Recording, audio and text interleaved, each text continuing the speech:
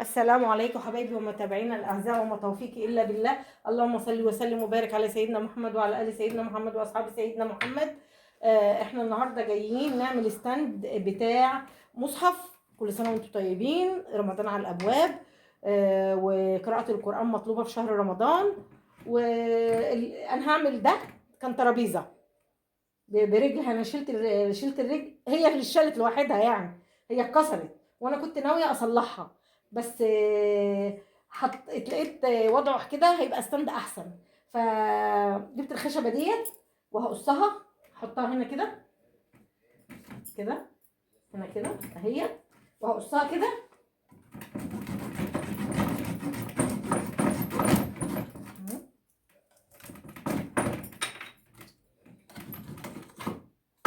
وجايبه عواد خشب هنحطها في الحتت اللي جوه اللي هنا ديت كده اهي، عشان يبقى كده لغينا الرجل خالص اهي اهي. وهوريكم الاول قبل ما نعمل فيها اي حاجه ازاي المصحف هيقعد على الترابيزه ديت.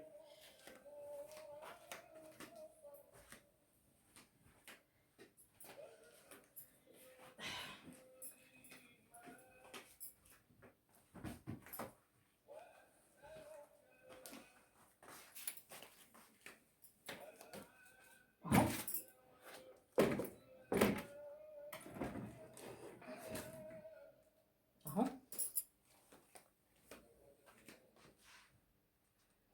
اهو مش باين. ما نعمل اي حاجه وقبل ما نلون وقبل ما نعمل اي حاجه، بصوا ستاند في منتهى الجمال اهو.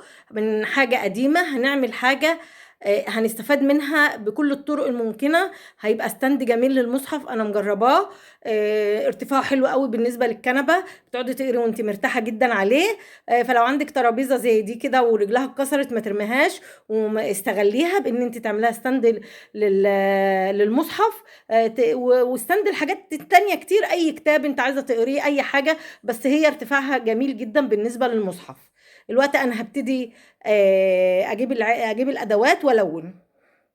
ودلوقتي انا عشان هحولها لستاند صلاه، لستاند مصحف، دلوقتي انا هغير لونها. دلوقتي انا هعملها، انا دلوقتي هعمل لها بطانه. دي بطانه بلاستيك، علشان لما احط اللون الذهبي عليها، لان انا هعملها ذهبي، فعشان لما احط اللون الذهبي، لان هي متلونه من تحت كذا لون، فكل مره هنلون فهيبقى طالع. لو اتخبشت اللون اللي تحت هيبان، لكن ده لما يكون لون قريب من اللون الذهبي. وكمان عشان ما تاخدش اكتر من وش او وشين بس، لان لو اتدهنت بلون تاني هنضطر نعملها. لو اتدهنت بالذهب على طول هنضطر ندهنها كذا لون، كذا وش اهو.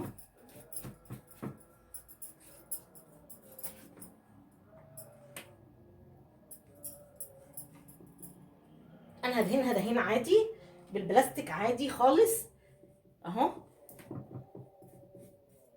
طبعا انتوا عارفين الدهين يعني مش محتاج حاجه. انا هروح ادهنها مع نفسي وبعدين ارجع لكم.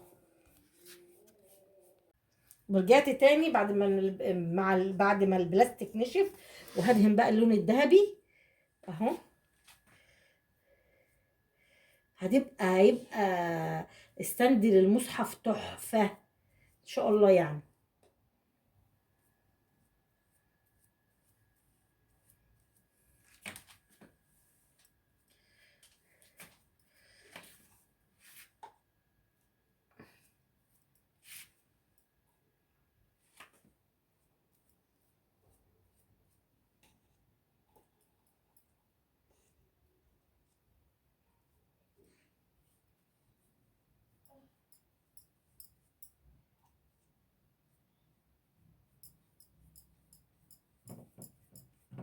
والستاند ده لسه استخدامات تانية. لو انت عايزاه، لو انت يعني مش في الديانة الإسلامية وما عند ما, بت... ما عندكوش مصحف يعني، ممكن ده يستخدم كان ستاند. هنا يتحط فيه هنا علب يتحط فيها المكياج، وفوق هنا ممكن يتحط الاكسسوارات. انا هقول لكم بالظبط، بس لما اخلص الدهين. هي فكرة جت على دماغي، بس هي الحاجة ام الاختراع بالنسبة للواحد، لان انا كان نفسي يبقى عندي ستاند للمصحف. بس هي الحاجة ام الاختراع، يعني اي واحد هيبقى محتاج حاجة لو عنده حاجة تانية ممكن يتليها يعني. انا هقول لكم ازاي ده ممكن يبقى ستاند للمكياج، ممكن يبقى ستاند للاكسسوارات. هقول لكم على كل الحاجات دي بس بعد ما ادهنه. دلوقتي انا هروح ادهنه كله واخلصه وارجع لكم، عشان بس ايه ما اطولش عليكم الفيديو. وخلاص الستاند خلص اهو بعد ما اتدهن اهو. اهو انا بس هسيبه ينشف، لما ينشف نكمل بقية اللي هنقول عليه. هقول لكم ازاي نستفيد منه لو ما انتش عايزة تستفيدي منه كمصحف، تحطي عليه المصحف. ازاي نستفيد بأغراض تانية هقول لك عليها بس بعد ما ينشف. عشان ايه؟ هقول لكم بالتجربة العملية. بس انا هستعمله كستاند للمصحف اهو. هحط المصحف هنا انا هقول لكم بس ازاي ممكن تستفيدوا بده في حاجات تانية. لما ينشف ارجع لكم. خلاص خلصنا الستاند اهو، محطوط عليه المصحف اهو. شفتوا جمال المصحف؟ شفتوا جمال الستاند اهو بمنتهى البساطه اهو. ما عملناش اي حاجه خالص، ما عملناش اي حاجه الا ان احنا دهناه الاول بلاستيك وبعدين دهناه بحبه الدهب اللي عندنا. وكانت فكره حلوه ان الواحد عمله بلاستيك في الاول لانه كان اسود وفضي، فكان هياخد دهب كتير، وكان الحبه اللي موجودين محدودين. فالحمد لله يعني التفكير طلع مظبوط 10/10.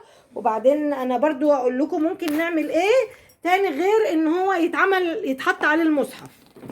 لو ده ممكن يتعمل هنا، هجيب الحاجه بس اللي انا ممكن اعملها. عايزين تعملوه ستاند للعقده كده، ممكن نحط هنا حاجه، نحط السبح كده وانت بتقري قران تبقي تسبحي، تاخدي السبحه كده وتقعدي تسبحي. ممكن مكان السبح دي ممكن تحطي بقى الاكسسوارات بتاعتك، العقده بتاعتك والحاجه بتاعتك هنا كده.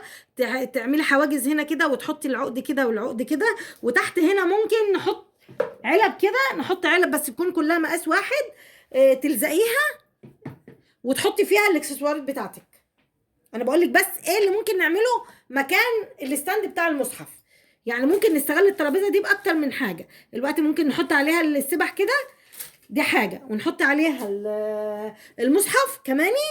ممكن نستخدمها نحط عليها الاكسسوارات بتاعتنا. وهنا نحط العقده والغوايش نتحط هنا كده، تتلبس في الايد كده. الغوايش كلها تتلبس في ايد واحده والاكسسوارات تتلبس في ايد واحده. وكمان نحط هنا علب للمكياج، نحط فيها كذا علبه اهو. يعني نحط كده بس تكون العلب متوحده، مثلا علبه للروج وعلبه للحاجات، كل علبه يعني الحاجه. يعني ممكن يبقى ليه استخدام اكتر من استخدام. وارجو الاشتراك في القناه وتفعيل الجرس واللايكات على قد ما تقدروا، ولكي يوصلكم كل جديد. وشير مع اصحابكم، والدل على الخير كفاعله. والسلام عليكم ورحمه الله وبركاته.